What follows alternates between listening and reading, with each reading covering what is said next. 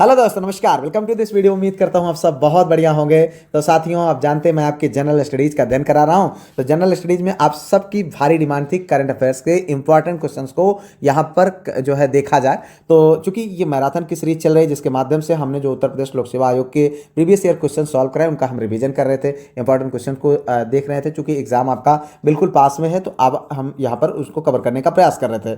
तो साथियों, आप जानते हैं इन क्वेश्चंस को डिस्कस करते हुए हम इंपॉर्टेंट फैक्ट और डाटा को भी डिस्कस करते हैं, जिनको आप पीडीएफ के फॉर्म में प्राप्त कर सकते हैं। इस नंबर पर आप व्हाट्सएप पर कांटेक्ट कर लीजिए। एक छोटी सी फीस पे करके आप उस ग्रुप में जुड़ सकते हैं, जहां पर सारी पीडीएफ मैं सेंड कर देता हूं। उसके अतिरिक्त वहां पर संडे को टेस्ट होता है, जो सप्ताह भर पढ़ाया जाता है उसका संडे को टेस्ट ले लिया जाता है, जिससे आपकी कंसिस्टेंसी मेंटेन रहती है। साथियों, यहां पर देखते हैं पहला क्वेश्चन है भैया। मार्च 2025 में रोशनी नादर मल्होत्रा, कौन? रोशनी नादर मल्होत्रा भारत की सबसे अमीर महिला बनी। वह किस कंपनी की चेयरपर्सन है? तो Reliance industries limited, HCL technologies, Tata Motors limited, Adani green energy. तो भाई बताओ सही विकल्प है एचसीएल टेक्नोलॉजीज। इंपॉर्टेंट क्वेश्चन भाई पूछा जा सकता है, ठीक है। तो यहाँ पर अगर हम बात करें उनके जन्म को, रोशनी नादर मल्होत्रा की, तो 1982 में इनका जन्म हुआ था। ये जो है मल्होत्रा शिव नादर और किरण नादर की इकलौती संतान है। उन्हें एचसीएल कारपोरेशन और वामा सुंदरी इन्वेस्टमेंट्स में अपने पिता शिवनादर की लगभग 47% हिस्सेदारी प्राप्त हुई।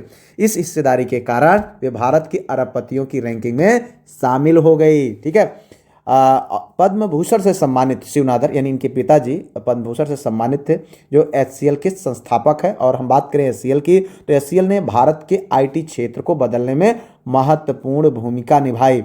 2020 में रोशनी नादर ने अपने पिता शिव नादर से एचसीएल टेक्नोलॉजीज के अध्यक्ष का पद संभाला। आगे बढ़ते भाई, अगला क्वेश्चन यहाँ पर देखो। वित्त वर्ष 2024-25 की तिमाही, ठीक है, अक्टूबर से दिसंबर के बीच में भारत की जीडीपी विकास दर कितनी रही? देखो यहाँ पर 7.1, 6.2, 5.4, 4.3। भाई बताओ सही विकल्प है ये वाला, ठीक है। तो मित्र, ये क्वेश्चन सभी इंपॉर्टेंट है, आप इनको नियमित तौर पर तैयार करते जाएं। वित्त वर्ष 2024-25 की तिमाही अक्टूबर से दिसंबर में भारत की जीडीपी विकास दर 6.2% रही, ठीक है। दूसरी तिमाही की अगर हम बात करें जुलाई से सितंबर में, तो जीडीपी की विकास दर 5.4% थी। और पहली तिमाही अप्रैल मई में जीडीपी विकास दर 6.7% थी। जीडीपी के जो प्रोविजनल आंकड़े राष्ट्रीय सांख्यिकी कार्यालय यानी एनएसओ, नेशनल स्टैटिकल ऑफिस द्वारा 28 फरवरी 2025 को जारी किए गए, ठीक है। आगे बढ़ते भैया, अगला क्वेश्चन यहाँ पर देखो। भारत और यूनाइटेड किंगडम के बीच फ्री ट्रेड एग्रीमेंट, क्या? फ्री ट्रेड एग्रीमेंट जो है एफटीए पर फरवरी 2025 में कौन सी वार्ता हुई? ध्यान दीजिएगा, 8वीं, 10वीं, 12वीं और 14वीं। इंपॉर्टेंट क्वेश्चन है भाई। आप यहाँ पर देखें तो सही विकल्प है 14वीं, ठीक है। ये आपका सही विकल्प है। भारत में वाणिज्य एवं उद्योग मंत्री पीयूष गोयल और ब्रिटेन के व्यापार मंत्री जोनाथन रेनॉल्ड्स ने 24 फरवरी 2025 को एफटीए वार्ता पुनः शुरू करने की घोषणा की। दोनों देशों के बीच यह बैठक नई दिल्ली में हुई। मुक्त व्यापार समझौता एफटीए दो या दो से अधिक देशों के बीच किया गया ऐसा समझौता होता है जिसके तहत अधिकांश व्यापारिक वस्तुओं पर आयात शुल्क कम या समाप्त किया जाता है, ठीक है। इसका उद्देश्य गैर टैरिफ बाधाओं को न्यूनतम करना, सेवाओं में व्यापार को सुविधाजनक बनाना और द्विपक्षीय निवेश को बढ़ावा देना होता है। आगे बढ़ते भाई, अगला क्वेश्चन यहाँ पर देखो। केंद्र सरकार ने जीडीपी गणना के लिए किस वित्त वर्ष को नया आधार वर्ष घोषित किया? 2020-21, 22-23, 23-24, 24-25। देखो यहाँ पर ये बहुत ज़्यादा इंपॉर्टेंट है भाई क्वेश्चन, आप ध्यान दीजिएगा। यहाँ पर जो सही विकल्प है 2022-23। अब जीडीपी की गणना के लिए 2022-23 को नया आधार वर्ष बनाया गया है। इससे पहले वर्ष 2015 में केंद्रीय सांख्यिकी कार्यालय यानी सीएसओ ने आधार वर्ष 2004-05 को बदलकर 2011-12 किया था, लेकिन अब क्या हो गया? 22-23 हो गया। आधार वर्ष वह बेंचमार्क होता है जिसके संदर्भ में जीडीपी, सकल घरेलू बचत और सकल पूंजी निर्माण जैसी राष्ट्रीय आंकड़ों की गणना की जाती है। जीडीपी किसी देश में उत्पादित सभी वस्तुओं और सेवाओं के कुल मूल्य को दर्शाता है। जीडीपी के दो प्रकार होते हैं, नॉर्मल जीडीपी और वास्तविक जीडीपी, ठीक है। आगे बढ़ते भाई, अगला क्वेश्चन यहाँ पर देखो। जनजातीय केंद्रित जीनोम अनुक्रमण ठीक है। तो परियोजना शुरू करने वाला पहला राज्य कौन था? झारखंड, बिहार, गुजरात और उत्तर प्रदेश। तो भाई बताओ सही विकल्प है आपका सी। जी हाँ, गुजरात। इस परियोजना का उद्देश्य यह समझना है कि जनजातीय समुदायों में कुछ आनुवांशिक बीमारियां क्यों बढ़ रही हैं। इसका संबंध अंतर्विवाह और सीमित आनुवांशिक विविधता से है। 8 नवंबर 2025 को जारी अधिसूचना के अनुसार गुजरात के 11 जिलों के 31 जनजातीय समुदायों से डीएनए नमूने एकत्र किए जा रहे हैं। इन नमूनों के संदर्भ में डेटाबेस तैयार किया जा रहा है, जिससे आनुवांशिक रोगों के निदान और प्रबंधन को नई दिशा मिलेगी।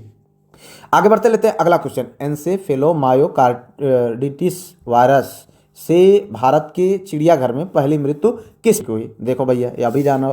तो यहाँ पर अफ्रीकी चीता, अफ्रीकी शुअर, अफ्रीकी हाथी, अफ्रीकी गैंडा। तो सही विकल्प है आपका सी, अफ्रीकी हाथी। ठीक है, जिसका नाम शंकर था और उसकी उम्र 29 साल थी। यह कृंतक जनित वायरस है। ठीक है, कौन? एन्सेफेलोमायोकार्डिटिस। ये जो है क्या है? यह एक कृंतक जनित वायरस है। हाथी का नाम शंकर था और उसकी आयु 29 वर्ष थी। 17 सितंबर 2025 को दिल्ली चिड़ियाघर में उसकी मृत्यु हुई। नवंबर 2025 में इसकी आधिकारिक जानकारी सामने आई। यह हाथी नवंबर 1998 में जिम्बाब्वे से लाया गया था।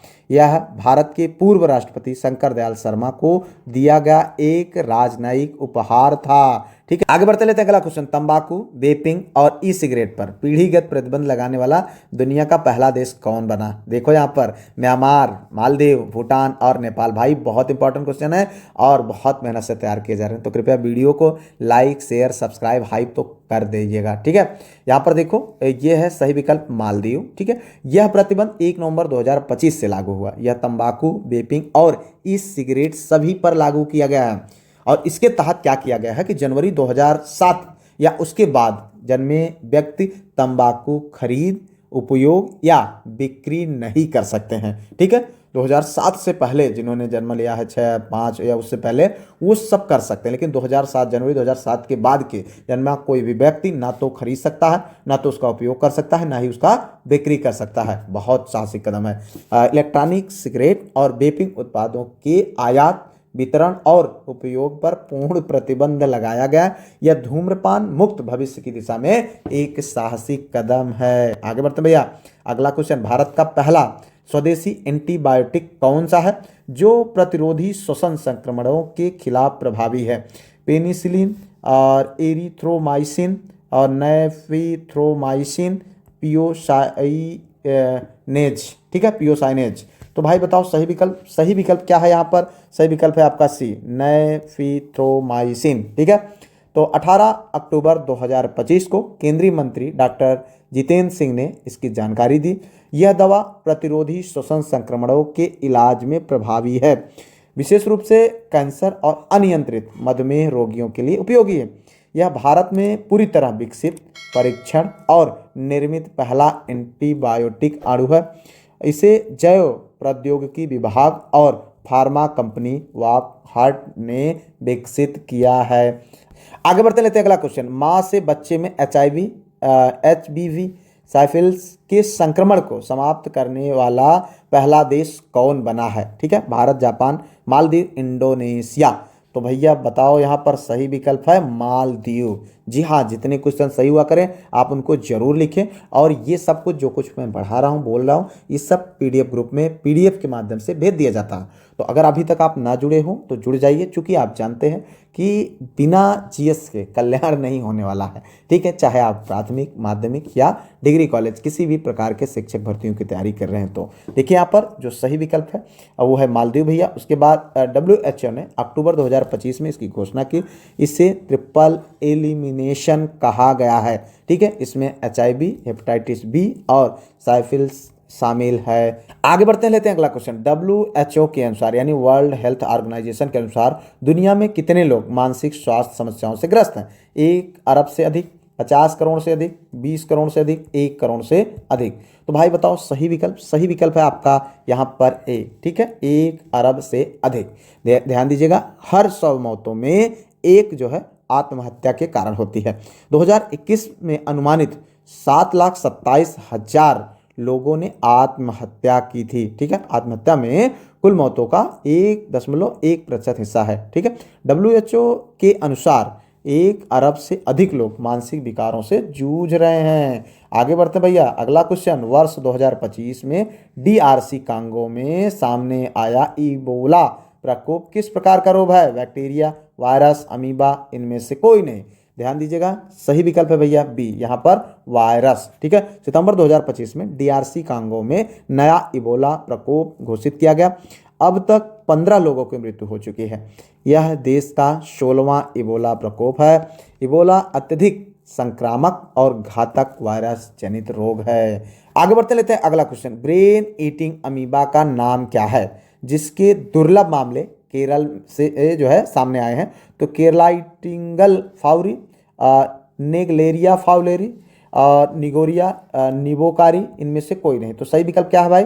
सही विकल्प है यहाँ पर नेगलेरिया फाउलेरी। जी हाँ, तो ये है अगस्त 2025 में केरल के कोझिकोड, मल्लपुरम जिलों में मामले सामने आए हैं। ठीक है, एक 9 वर्षीय बच्ची की मृत्यु हो गई है।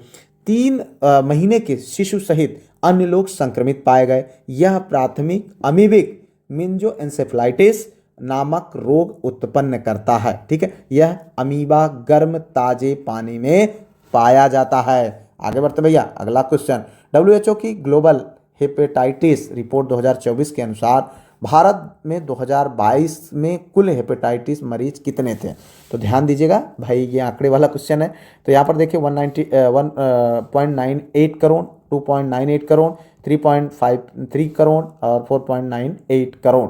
तो भाई बताओ, सही विकल्प है आपका सी, यहाँ पर 3.53 करोड़। ठीक है, तो हेपेटाइटिस बी के 50% मामले चीन और भारत और इंडोनेशिया में हैं। ठीक है, हेपेटाइटिस सी के 50% मामले चीन, भारत, इंडोनेशिया, पाकिस्तान, रूस और अमेरिका में हैं। आगे बढ़ते भाई, अगला क्वेश्चन देखो यहाँ पर, HIV एड्स के बढ़ते मामलों के कारण किस राज्य ने शादी से पहले HIV टेस्ट अनिवार्य करने की प्रक्रिया शुरू की है? उत्तर प्रदेश, झारखंड, मेघालय और यहाँ पर बिहार। तो भाई बताओ, सही विकल्प है सी, मेघालय। 25 जुलाई 2025 को स्वास्थ्य मंत्री मांजेल अम्पारीन लिंगदोह ने इसकी घोषणा की। गोवा की तर्ज पर यह प्रस्ताव लाया गया और उप मुख्यमंत्री प्रिस्टोन इनसॉन्ग की अध्यक्षता में नीति बैठक हुई। स्वास्थ्य विभाग को कैबिनेट नोट तैयार करने का निर्देश दिया गया। आगे बढ़ते भाई, अगला क्वेश्चन देखो यहाँ पर, मलेरिया के खिलाफ स्वदेशी टीका इनमें से किसने जो है विकसित किया? तो ICMR, RM जो है RC, ICHR, RMRC, AIIMS और RMRC। ठीक है, जाइडस और RMRC। तो आपको बताना भाई सही विकल्प, यहाँ पर सही विकल्प है ये ICMR, RMRC। ठीक है, तो भारतीय वैज्ञानिकों ने मलेरिया रोग के खिलाफ पहला स्वदेशी ऐसा टीका तैयार किया है जो संक्रमण के साथ साथ उनके प्रसार को भी रोकेगा। इस वैक्सीन का नाम एडफाल्सीवैक्स है। क्या नाम है? एडफाल्सीवैक्स है। ठीक है, इस स्वदेशी टीके को भारतीय आयुर्विज्ञान अनुसंधान परिषद ICMR और भुवनेश्वर स्थित क्षेत्रीय चिकित्सा अनुसंधान RMRC के शोधकर्ताओं ने मिलकर तैयार किया।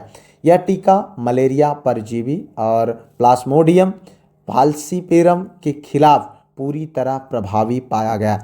इस टीके के बड़े पैमाने पर उत्पादन के लिए ICMR ने निजी कंपनियों के साथ समझौता करने की प्रक्रिया शुरू कर दी है। आगे बढ़ते भैया, अगला क्वेश्चन यहाँ पर, भारतीय आयुर्विज्ञान अनुसंधान परिषद ICMR द्वारा विकसित मलेरिया के पहले स्वदेशी टीके का नाम क्या है? आपको बताना भाई सही विकल्प। यहाँ पर देखो 4 विकल्प है, तो जो सही विकल्प है वो है आपका एडफाल्सीवैक्स। क्या सही विकल्प है? एडफाल्सीवैक्स। ठीक है, तो यहाँ पर देखिए, भारतीय वैज्ञानिकों ने मलेरिया रोग के खिलाफ पहला स्वदेशी टीका तैयार किया है जो संक्रमण के साथ उसका प्रसार भी रोकता है। आगे बढ़ते लेते हैं अगला क्वेश्चन यहाँ पर, विश्व स्वास्थ्य संगठन WHO ने जुलाई 2025 में किस अफ्रीकी देश को ट्रेकोमा मुक्त घोषित किया? तो ये क्वेश्चन बन सकता भाई, केन्या, कांगो, घाना, सेनेगल। जी हाँ, तो यहाँ पर जो सही विकल्प है वो है आपका डी यानी सेनेगल। ठीक है, तो सेनेगल 9वां अफ्रीकी देश बन गया जिसे WHO ने ट्रिकोमा मुक्त घोषित किया। विश्व स्तर पर यह 25वां देश है जिससे यह दर्जा प्राप्त हुआ है। सेनेगल ने ट्रिकोमा के खिलाफ लड़ाई 20वीं शताब्दी की शुरुआत से शुरू किया है। 1980 के दशक तक ट्रिकोमा को वहाँ अंधेपन का एक प्रमुख कारण माना जाता था और 1998 में सेनेगल ट्रिकोमा के वैश्विक उन्मूलन के लिए WHO के गठबंधन में शामिल हुआ था। ठीक है, आगे बढ़ते भाई अगला क्वेश्चन यहाँ पर देखो। UNIGME की रिपोर्ट 2024 की रिपोर्ट के अनुसार भारत में शून्य खुराक वाले बच्चों का प्रतिशत 2023 के 0.11% से घटकर 2024 में कितना रह गया? आपको बताना भाई सही विकल्प, यहाँ पर 4 विकल्प दिए गए हैं, आपको इनमें से सही विकल्प बताना। सही विकल्प है आपका बी 0.06%। ठीक है, WHO के अनुसार शून्य खुराक यानी 0 डोज वाले बच्चे वे बच्चे होते हैं जिन तक नियमित टीकाकरण सेवाएं नहीं पहुंची हैं या जिन्हें एक भी टीका नहीं मिला है। ठीक है, इसमें DPT यानी डिप्थीरिया, टेटनस और पादुरसिस की पहली खुराक ना मिलने से लेकर अन्य टीकों की अनुपलब्धता तक शामिल है। केंद्रीय स्वास्थ्य एवं परिवार कल्याण मंत्रालय के अनुसार भारत में शून्य खुराक वाले बच्चों का प्रतिशत वर्ष 2023 में 0.11% था और ये जो है 24 में घट करके 0.06% रह गया। यह भारत के सार्वजनिक स्वास्थ्य क्षेत्र में एक बड़ी उपलब्धि मानी जा रही है। 1999 की तुलना में 2024 में 5 वर्ष से कम आयु के बच्चों की मृत्यु दर में 78% की गिरावट दर्ज की गई है। यह गिरावट वैश्विक औसत 61% से कहीं अधिक है। आगे बढ़ते हैं भाई अगला क्वेश्चन देखो। यहाँ पर WHO द्वारा भारत को ट्रिकोमा मुक्त घोषित किया गया। ट्रिकोमा किस अंग से संबंधित बीमारी है?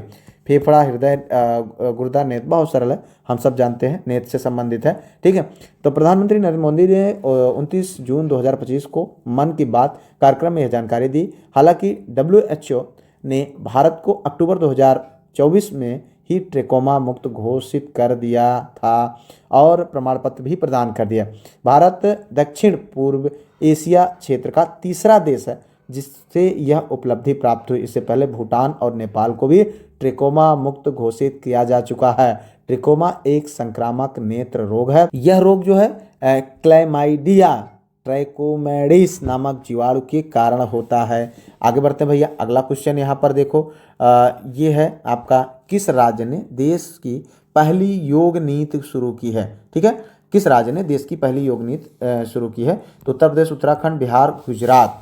भाई बताओ सही विकल्प। यहाँ पर सही विकल्प है आपका बी यानी उत्तराखंड। ठीक है, देश भर में 21 जून 2025 को 11वां अंतर्राष्ट्रीय योग दिवस मनाया गया। 11वें अंतर्राष्ट्रीय योग के मौके पर उत्तराखंड की ग्रीष्मकालीन राजधानी में जो है उत्तराखंड के CM जो पुष्कर सिंह धामी साहब हैं, उन्होंने पहली योग नीति लॉन्च की। उन्होंने गढ़वाल और कुमाऊं मंडल में आध्यात्मिक आर्थिक क्षेत्र की स्थापना की घोषणा की। इसके अलावा उन्होंने कहा कि उत्तराखंड को योग और स्वास्थ्य के वैश्विक राजधानी के रूप में विकसित किया जाएगा।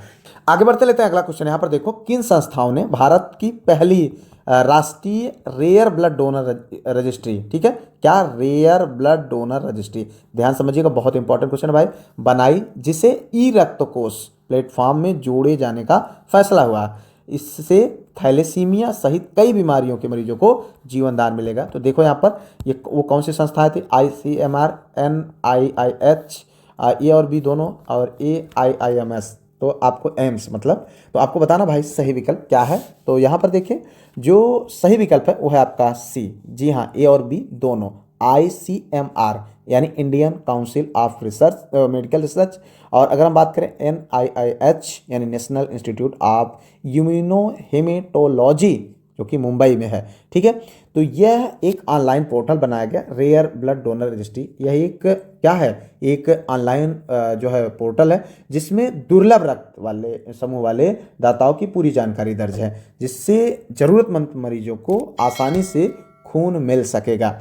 अब इसे भारत सरकार के ई रक्त कोष प्लेटफॉर्म से जोड़ा जा रहा है, जिससे सभी ब्लड बैंकों का डेटा एक साथ जुड़ सके। भारत में पहली बार दुर्लभ रक्त समूह वाले मरीजों के लिए राष्ट्रीय स्तर की रेयर ब्लड डोनर रजिस्ट्री तैयार की गई है। यह पहल Indian council of medical research यानी ICMR और नेशनल इंस्टीट्यूट ऑफ इम्यूनोहेमेटोलॉजी मुंबई की तरफ से किया गया। इसका मुख्य उद्देश्य ऐसे मरीजों को समय पर रक्त उपलब्ध कराना जिसने बार बार रक्त चढ़ाने की जरूरत होती, खास करके थैलेसीमिया और सिकल सेल बीमारी से जूझ रहे मरीजों को। आगे बढ़ते भैया, अगला क्वेश्चन, तेलंगाना के बाद किस राज्य सरकार ने सार्वजनिक स्वास्थ्य जोखिमों का हवाला देते हुए कच्चे अंडे से बनी मेयोनीज पर प्रतिबंध लगा दिया? बिहार, यूपी, तमिलनाडु, कर्नाटक। भाई बताओ सही विकल्प है आपका सी, तमिलनाडु। तमिलनाडु सरकार ने सार्वजनिक स्वास्थ्य जोखिमों का हवाला देते हुए कच्चे अंडे से बने मेयोनेज के निर्माण, भंडारण, वितरण और बिक्री पर प्रतिबंध लगा दिया। यह प्रतिबंध 8 अप्रैल 2025 को लागू हुआ और 1 साल तक लागू रहेगा। हालांकि बिना अंडे से बना मेयोनीज पर कोई प्रतिबंध नहीं लगा है। आगे बढ़ते भैया, अगला क्वेश्चन, प्रधानमंत्री नरेंद्र मोदी ने मोटापे के खिलाफ अभियान के लिए किन्हें नामित किया है? उमर अब्दुल्ला, आनंद महिंद्रा और मोहनलाल। ये देखो इतने नाम दिए गए हैं, इनमें से आपको बताना भाई सही विकल्प है आपका डी, उपरोक्त सभी, यानी जितने नाम दिए गए हैं उन सबको। ठीक है, प्रधानमंत्री नरेंद्र मोदी ने 24 फरवरी 2025 को मोटापे से लड़ने की मदद के लिए विभिन्न क्षेत्रों के 10 लोगों को नामित किया है। पीएम मोदी ने इन लोगों से कहा कि मोटापे के खिलाफ लड़ाई को मजबूत करें और भोजन में खाद्य तेल की खपत को कम करने के बारे में जागरूकता फैलाने में मदद करें। पीएम मोदी ने अनुरोध किया कि वे प्रत्येक 10 लोगों को नामित करें ताकि हमारा आंदोलन बड़ा हो सके। पीएम मोदी ने 23 फरवरी 2025 को अपने मन के बात की कार्यक्रम में लोगों से भोजन में कम तेल उपयोग करने का आग्रह किया। ठीक है, अब इसमें अगर हम बात करें 10 लोगों का, तो जम्मू कश्मीर के पूर्व मुख्यमंत्री उमर अब्दुल्ला साहब, ठीक है, व्यवसायी आनंद महिंद्रा साहब, और अभिनेता मोहनलाल, भोजपुरी गायक और अभिनेता जो है निरहुआ जी, शूटिंग चैंपियन मनु भाकर और वेट लिफ्टर मीराबाई चानू, और इन्फोसिस के सह संस्थापक नंदन नीलेकणी, और अभिनेता आर माधवन, ठीक है, गायिका श्रेया घोषाल और परोपकारी और सांसद सुधा मूर्ति जी। ठीक है, तो इतने लोगों को उन्होंने ये जिम्मेदारी दी। आगे बढ़ते भैया, अगला क्वेश्चन यहाँ पर देखो, किस देश में ने कैंसर यानी mRNA आधारित व्यक्तिगत वैक्सीन विकसित किया जो उस देश के रोगियों को मुफ्त उपलब्ध होगी? अमेरिका, जापान, रूस और चीन। तो भाई बताओ सही विकल्प है आपका सी, यानी रूस। ठीक है, तो रूस के राष्ट्रपति व्लादिमीर पुतिन ने फरवरी 2025 में कहा कि रूसी वैज्ञानिक कैंसर के लिए टीके बनाने के करीब हैं जो जल्द ही रोगियों के लिए उपलब्ध होंगे।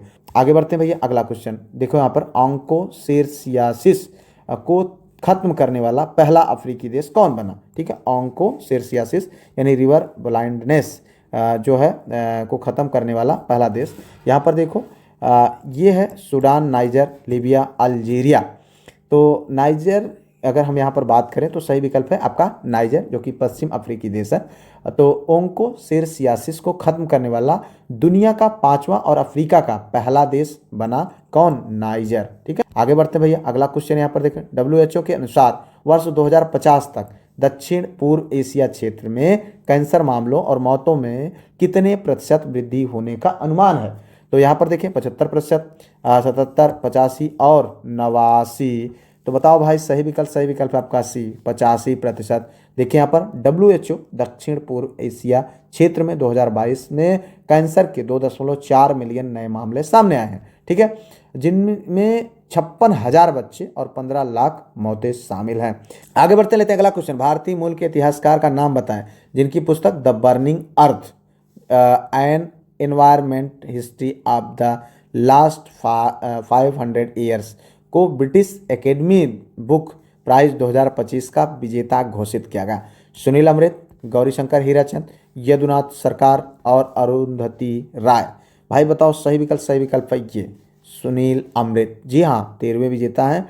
यह घोषणा ब्रिटिश अकादमी में आयोजित एक समारोह में निर्णायकों की अध्यक्ष प्रोफेसर रेबेका अल AFBA ने 22 अक्टूबर को की थी। यह पुरस्कार 25,000 पाउंड का है और इसे दुनिया की बेहतरीन गैर काल्पनिक किताबों को सम्मानित करने के लिए दिया जाता है। आगे बढ़ते हैं, अगला क्वेश्चन, प्रधानमंत्री मोदी ने किस विदेशी महिला के संस्करण पुस्तक के भारतीय संस्करण के लिए प्रस्तावना लिखी? ध्यान समझिएगा, प्रधानमंत्री मोदी ने किस विदेशी महिला प्रधानमंत्री के संस्करण पुस्तक के भारतीय संस्करण के लिए प्रस्तावना लिखी? तो एविका सिलिना, जॉर्जिया मेलोनी, सारा जाफरानी और ब्रिजिट हॉस। तो भाई बताओ सही विकल्प है आपका बी, जॉर्जिया मेलोनी। ठीक है, प्रधानमंत्री नरेंद्र मोदी ने जॉर्जिया मेलोनी की आत्मकथा I am Giorgia my roots my principle की भारतीय संस्करण के लिए प्रस्तावना लिखी है। ठीक है, भारतीय संस्करण का प्रकाशन रूपा पब्लिकेशन कर रहा है। पीएम मोदी ने इस पुस्तक को मेलोनी का मन की बात बताया, जो उनके रेडियो प्रसारण के शीर्षक से प्रेरित है। मेलोनी की यह आत्मकथा 2021 में लिखी गई, जब वह इटली में विपक्ष की नेता थे। यह बुक पहले से ही एक बेस्ट सेलर है। 2022 में यह जो है इटली की पहली महिला प्रधानमंत्री बनी। और किताब में मेलोनी ने एक महिला, अविवाहित माँ और गर्भावस्था के दौरान राजनीतिक सक्रियता जैसे विषयों पर अपने अनुभव साझा किए। ठीक है, आगे बढ़ते हैं अगले क्वेश्चन की ओर। देखिए यहाँ पर किस लेखक ने अपनी संस्करण पुस्तक Mother Mary comes to me का विमोचन सितंबर 2025 में किया? तो यहाँ पर झुम्पा लाहिरी और चेतन भगत, अरुंधति राय, अवनी दोषी। तो देखिए यहाँ पर चूंकि एक क्वेश्चन इस तरीके से भी पूछा गया था, ध्यान दें, तो सही विकल्प में तो अरुंधति राय। ठीक है, अरुंधति राय ने सितंबर 2025 में केरल के कोच्चि में पेंगुइन रैंडम हाउस इंडिया और डीसी बुक द्वारा आयोजित एक कार्यक्रम में अपनी इस पुस्तक का विमोचन किया। यह उनकी पहली संस्करण पुस्तक है, संस्करण Mother Mary come to me, और इनका लेखक का नाम क्या था? अरुंधति राय। और कहाँ विमोचन हुआ? कोच्चि, जो कि केरल में। प्रकाशक कौन है? पेंगुइन रैंडम हाउस इंडिया और हैमिल्टन। ठीक है, तो बुकर जो पुरस्कार है the God of small thing, इनको दिया गया। अगर हम पुस्तक के बारे में बात करें तो यह किताब लेखिका की माँ मैरी रॉय के जीवन और उनके योगदान की कहानी बताती है। पुस्तक में उन्हें एक प्रतिभाशाली और स्वतंत्र महिला के रूप में वर्णित किया गया, जिन्होंने 1986 में मैरी राय बनाम केरल राज्य मामले के माध्यम से पितृसत्तात्मक कानूनों को चुनौती दी थी। आगे बढ़ते लेते हैं अगला क्वेश्चन। यहाँ पर देखो, जम्मू कश्मीर गृह विभाग ने कश्मीर पर अरुंधति राय व नूरानी सहित कई लेखकों की लिखी कितनी पुस्तकों के प्रकाशन पर अगस्त 2025 में जो है प्रतिबंध लगा दिया? तो 10, 20, 25 और 30। तो भाई बताओ सही विकल्प है आपका सी, 25। ठीक है, जम्मू कश्मीर गृह विभाग ने कश्मीर पर 25 पुस्तकों के प्रकाशन पर प्रतिबंध लगा दिया, जिनमें अरुंधति राय और एजी नूरानी जैसी लेखिकाओं की पुस्तकें भी शामिल हैं। उनका कहना है कि पुस्तकें अलगाववाद का प्रचार करती हैं। इन पुस्तकों में राजनीतिक टिप्पणियां और ऐतिहासिक विवरण शामिल हैं, जैसे कि प्रसिद्ध संवैधानिक विशेषज्ञ नूरानी द्वारा लिखित द कश्मीर डिस्प्यूट। ठीक है, 1947 से 2012। आगे बढ़ते लेते हैं अगला क्वेश्चन। किस नोबेल शांति पुरस्कार विजेता की आत्मकथा दिया सलाई को पूर्व राष्ट्रपति रामनाथ कोविंद ने लॉन्च किया था? ठीक है, तो यहाँ पर देखें 4 विकल्प: हर गोविंद खुराना, मलाला यूसुफजई, कैलाश सत्यार्थी और राकेश वर्मा। याद तो आ गया होगा नाम भाई, कैलाश सत्यार्थी। कैलाश सत्यार्थी ने बाल श्रम के खिलाफ जोरदार अभियान चलाया। उन्होंने शिक्षा को सभी के लिए एक अधिकार के रूप में स्थापित करने की दिशा में काम किया। सत्यार्थी ने बचपन बचाओ आंदोलन BBA और गुडविल संगठन की स्थापना की थी। कैलाश सत्यार्थी को वर्ष 2014 में नोबेल शांति पुरस्कार से सम्मानित किया गया। उन्हें बच्चों और युवाओं के दमन के खिलाफ संघर्ष और सभी बच्चों के शिक्षा के अधिकार के लिए यह सम्मान दिया गया है। उस साल मलाला यूसुफजई को भी यह पुरस्कार दिया गया था। आगे बढ़ते भाई अगला क्वेश्चन। 1983 के क्रिकेट वर्ल्ड कप विजेता विकेटकीपर सैयद किरमानी की ऑटोबायोग्राफी का नाम बताएं। Ball, stump, wickets, round. भाई बहुत इंपॉर्टेंट क्वेश्चन है, बन सकता है। तो यहाँ पर सही विकल्प क्या है भाई?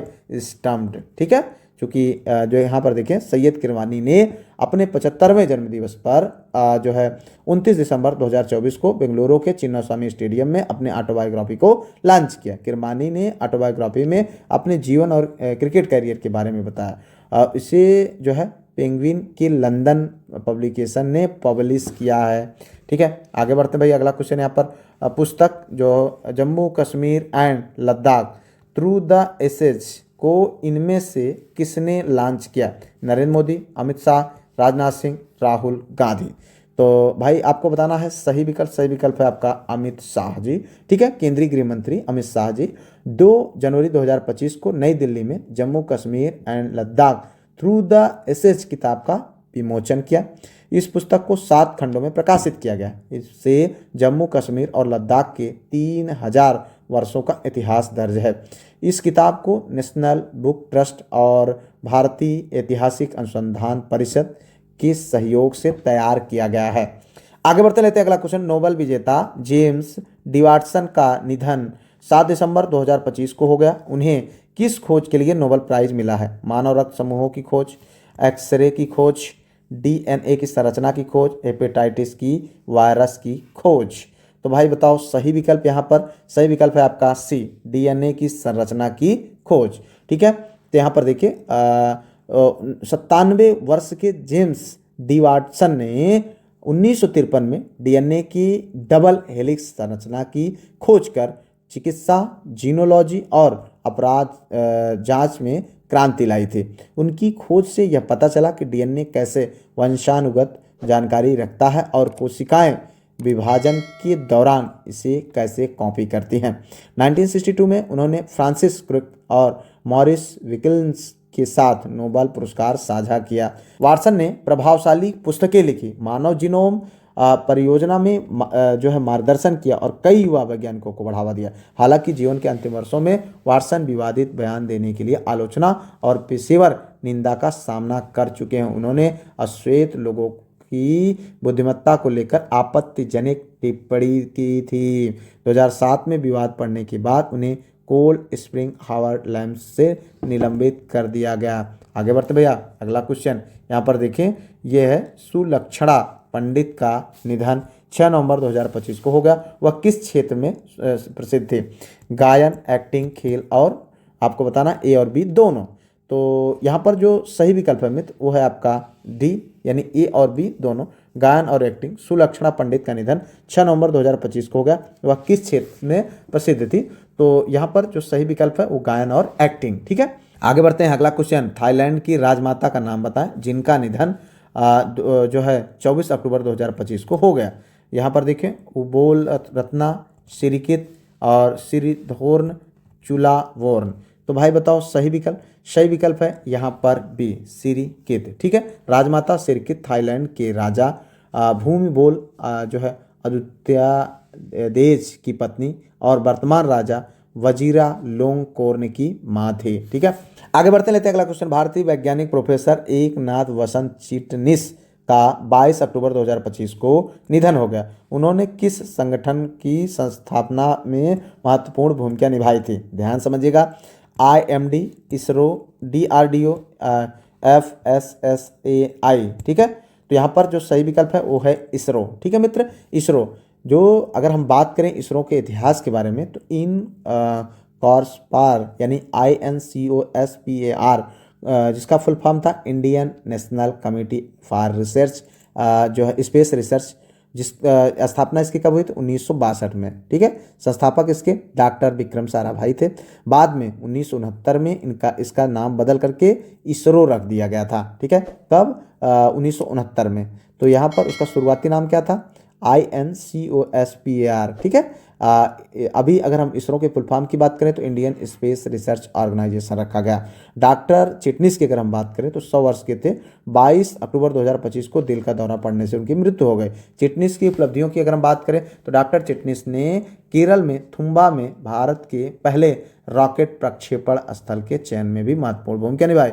1981 से 1985 तक उन्होंने अहमदाबाद स्थित इसरो के अंतरिक्ष अनुप्रयोग केंद्र के दूसरे निदेशक के रूप में कार्य किया। आगे बढ़ते हैं अगला क्वेश्चन यहाँ पर देखो। मशहूर एक्टर गोवर्धन असरानी का निधन 20 अक्टूबर 2025 को हो गया। उन्हें किस फिल्म में जेलर की भूमिका के लिए याद किया जाता है? ठीक है, वो फिल्म क्या थे, मतलब डायलॉग क्या था? हम अंग्रेजों के ज़माने के जेलर हैं। तो कुली, बावर्ची, अभियान और शोले। तो भाई आप सब जानते हैं कौन फिल्म थी? शोले। ठीक है, तो यहाँ पर आगे बढ़ते हैं अगला क्वेश्चन। किस राज्य के पूर्व मुख्यमंत्री रवि नाइक का निधन 15 अक्टूबर 2025 को हो गया? महाराष्ट्र, गोवा, बिहार और उत्तर प्रदेश। तो यहाँ पर जो सही विकल्प है मित्र वो आपको बताना, सही विकल्प है गोवा।